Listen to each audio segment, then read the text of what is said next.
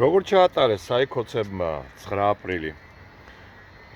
ჯერ ჯარი დასჭირდათ მთელი ეს სპეცოპერაცია იქ რომ მიძურწულიყვნენ ეს ყობახიძე, პაპუაშვილი, ყაველაშვილი. მერე სახეწაშლილები იდგნენ იქ რამდენიმე წუთი სანამ ხალხი მონებს და რუსებს ეძახდა და შემდეგ გაიპარნენ ჩმორებივით.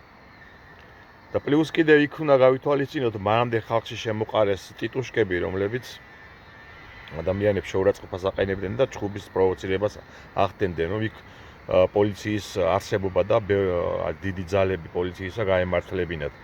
აი ასე ჩმორებივით შემოიძურწნენ და გაიპარენ.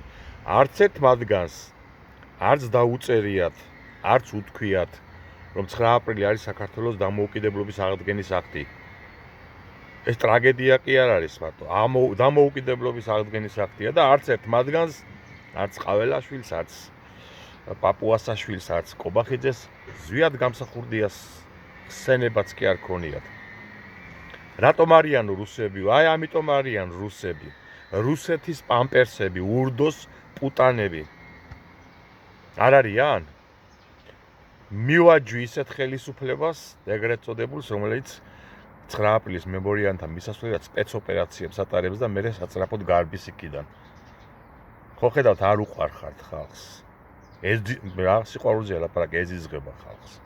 ეს ბანდა. წასული არის თქვენი საქმე, დროის ამბავი არის, ვერ გაჩერდებით თქვენ ხელისუფლებაში. ძალაუფლებაში. ხალხი წაგლეკავთ.